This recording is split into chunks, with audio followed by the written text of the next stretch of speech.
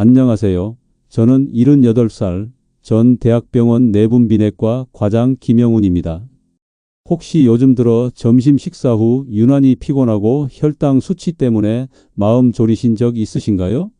많은 분들이 나이가 들면 당연하다고 여기지만 사실은 그렇지 않습니다. 저는 수십 년간 수많은 환자들을 만나며 이 문제의 해답을 찾아왔습니다. 그리고 오늘 그 해답을 여러분께 솔직하게 털어놓으려 합니다. 여러분은 78살 노인이라고 하면 어떤 모습이 떠오르시나요? 지금도 매일 아침 병원 자문 회의에 참석하고 오후에는 건강 강연을 다니는 제가 혹시 의외라고 생각되시나요? 남들은 제 나이에 병원에 다니지만 저는 아직도 현역 못지않게 활동하고 있습니다. 그 비결 중 하나가 바로 오늘 말씀드릴 점심 식사의 비밀에 있습니다. 오늘 점심 식사는 어떤 메뉴로 드셨나요? 김치찌개, 백반, 라면? 지금 드신 점심 메뉴를 댓글로 남겨주시면 제가 직접 여러분의 혈당 관리에 어떤 영향을 미칠지 알려드리겠습니다. 제가 젊은 시절 의사로서 한창 바쁘게 지내던 때였습니다. 제게는 너무나 소중한 어머니가 계셨는데 60대 중반부터 당뇨로 고생하셨습니다. 매일 점심 식사 후 혈당을 재고는 깊은 한숨을 쉬시던 모습이 아직도 제 눈에 선합니다. 식사 후에 급격히 치솟는 혈당 때문에 기력이 없으셨고 합병증 걱정에 잠 못 이루시는 날이 많았습니다. 어머니는 늘 밥 먹는 게 두렵다고 말씀하셨죠. 그 말씀을 들을 때마다 저는 가슴이 미어졌습니다. 최고 권위의 대학병원에서 내분비내과 과장으로 일하고 있었지만 정작 제 어머니의 고통을 덜어드리지 못한다는 사실에 무력감을 느꼈습니다. 혹시 여러분도 그런 순간 겪어보신 적 있으세요?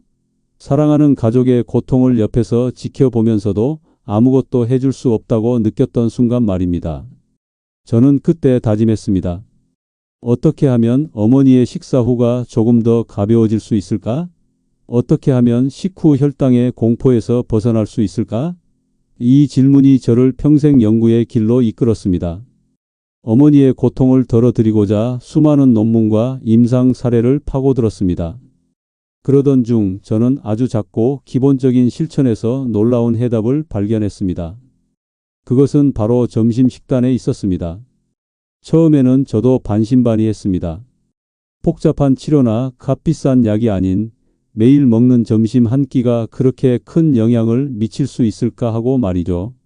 하지만 꾸준히 식단을 조절하고 변화를 지켜본 결과 어머니의 식후 혈당은 놀랍도록 안정되기 시작했습니다.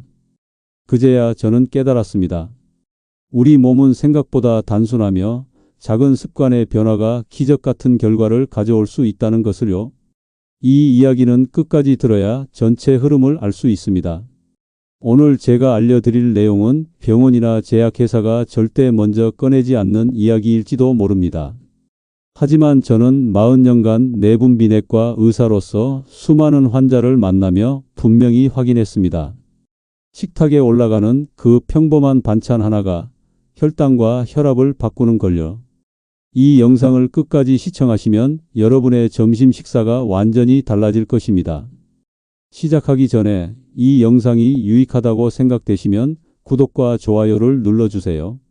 여러분의 작은 관심이 더 많은 분들에게 이 중요한 정보를 전달하는 데 큰 힘이 됩니다. 여러분이라면 어디서부터 시작하시겠어요? 매일 먹는 점심 식사, 과연 무엇이 문제였을까요?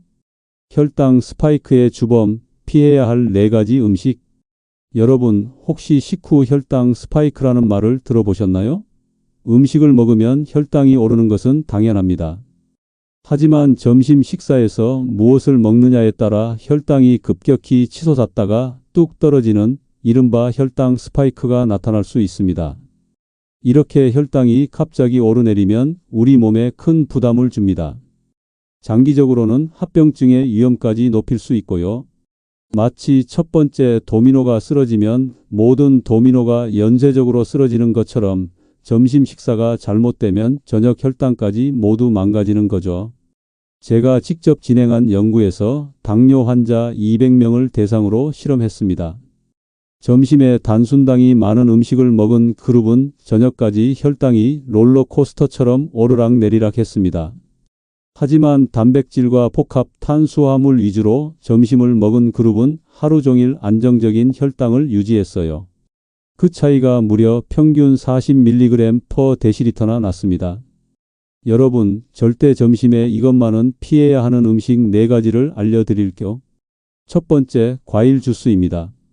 건강하다고 생각하는 과일 주스가 사실은 혈당을 급격히 올리는 주범입니다.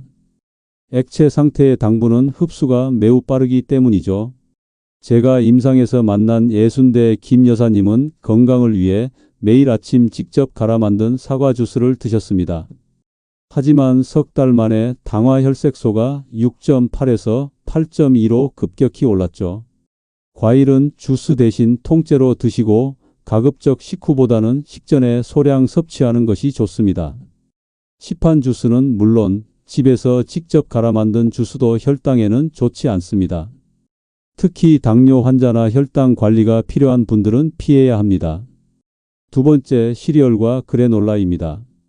아침 식사 대용으로 흔히 먹는 시리얼, 특히 달콤한 시리얼이나 그래놀라는 설탕 덩어리입니다.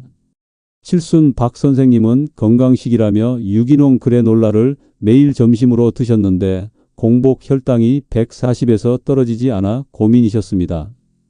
시리얼 대신 무가당 요거트에 견과류나 씨앗을 넣어 드시거나 오트밀을 활용한 건강식을 선택하세요.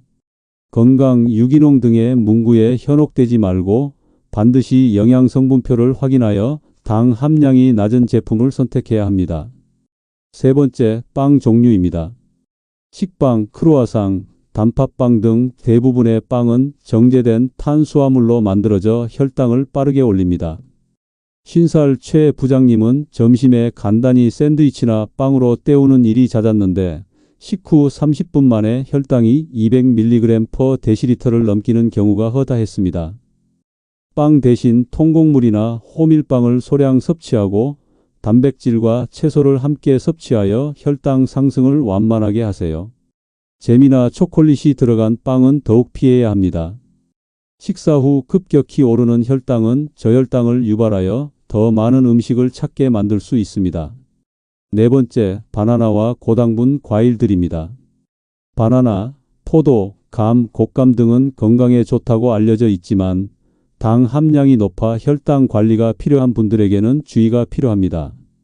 예순대 이모님은 점심 식사 후 입가심으로 바나나 1개를 꼭 드셨는데 혈당이 30에서 50mg/dl씩 쉽게 올라 고민이 많으셨습니다. 과일은 소량만 섭취하고 가급적 당도가 낮은 베리류나 토마토 등을 선택하는 것이 좋습니다. 과일은 익을수록 당분이 높아지므로 덜 익은 것을 선택하는 것이 유리합니다. 식후 즉시 섭취하는 것은 피하는 것이 좋습니다. 지금 가장 먼저 시작할 수 있는 건 뭘까요? 그렇다면 점심에 무엇을 먹어야 할까요? 제가 평생의 임상 경험을 통해 찾아낸 첫 번째 핵심 영양소는 바로 류신입니다. 류신은 필수 아미노산 중 하나로 우리 몸에서 스스로 만들 수 없어서 반드시 음식을 통해 섭취해야 합니다.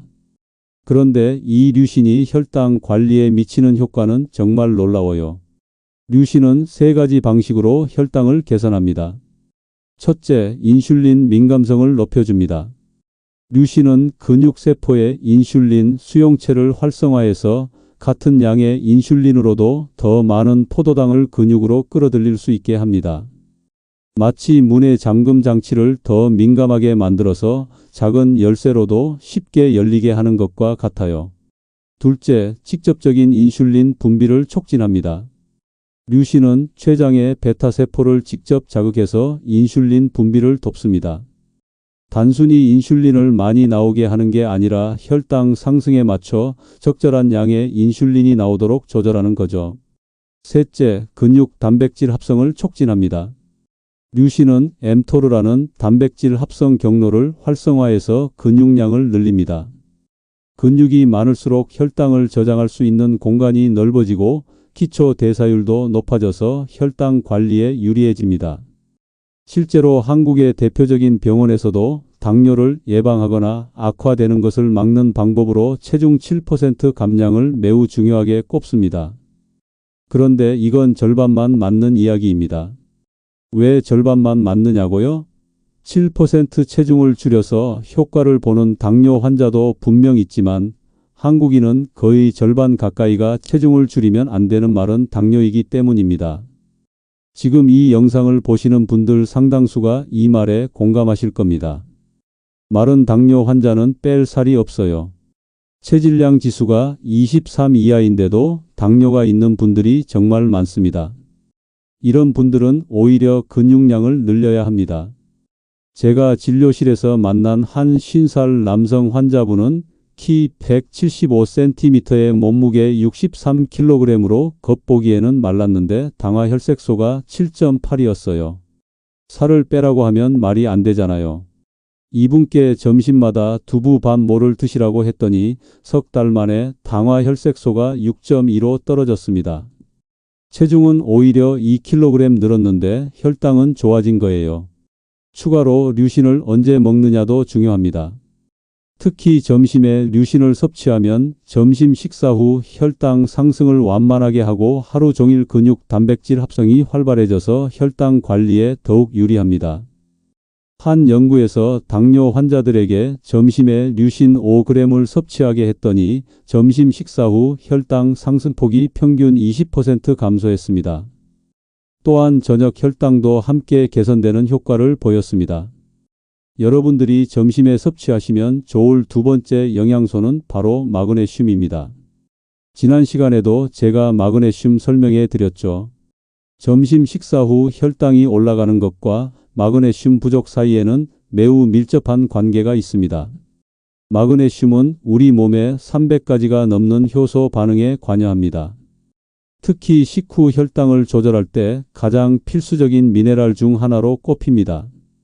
실제로 많은 당뇨 환자에게서 마그네슘 결핍률이 매우 높게 나타나는 것을 임상에서도 자주 확인합니다. 마그네슘은 인슐린 신호 전달 과정에서 핵심적인 역할을 합니다. 인슐린이 세포 표면에 수용체에 결합한 후 세포 내부로 신호를 전달하는 과정에서 마그네슘이 필수적인 보조인자로 작용해요. 마그네슘이 부족하면 인슐린이 있어도 제대로 작동하지 못합니다. 또한 마그네슘은 포도당이 근육과 간에 저장되는 과정에서도 중요한 역할을 합니다. 포도당을 글리코겐으로 변환시키는 효소들이 마그네슘을 필요로 하거든요. 그래서 마그네슘이 충분하면 식후 혈당 상승이 완만해지고 부족하면 혈당이 급격히 올라갑니다. 제가 진료했던 한 70살 여성 환자분은 매일 점심 식사 후 혈당이 200에서 210 사이를 왔다 갔다 했어요. 그런데 마그네슘 보충제를 복용하기 시작한 후 2주 만에 180대로 떨어졌고 한 달 후에는 150 이하로 안정화되었습니다. 오늘 점심 식사에 하나만 바꿔본다면 어떤 걸 고르시겠어요? 이제 구체적으로 어떻게 점심을 먹어야 하는지 알려드리겠습니다. 제가 40년간의 임상 경험을 통해 개발한 공식이 있습니다. 바로 단백질 25에서 30g, 건강한 지방 10에서 15g, 복합 탄수화물 20에서 30g, 그리고 식이섬유 5에서 10g입니다. 왜 이 비율일까요? 그 과학적 근거를 설명해 드리겠습니다. 점심에 단백질 25에서 30g을 섭취하면 류신을 약 2.5에서 3g 정도 공급받을 수 있습니다. 이 정도 양이면 근육 단백질 합성을 촉진하고 인슐린 민감성을 개선하는 데 충분하죠. 건강한 지방 10에서 15g은 호르몬 생성에 필요하고 지용성 비타민 흡수를 돕습니다. 또한 포만감을 오래 유지시켜서 저녁 전에 간식을 찾지 않게 해줍니다. 복합 탄수화물 20에서 30g은 뇌와 근육에 필요한 에너지를 공급하면서도 혈당 상승을 완만하게 합니다.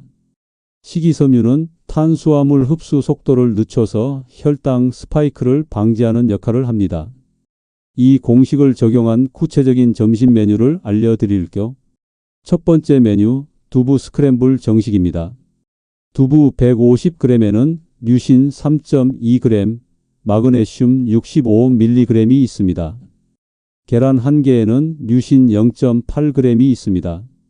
시금치 한 줌에는 마그네슘 25mg이 있습니다. 아보카도 2분의 1개에는 건강한 지방이 들어 있습니다. 현미밥 2분의 1 공기는 복합 탄수화물이 들어 있습니다.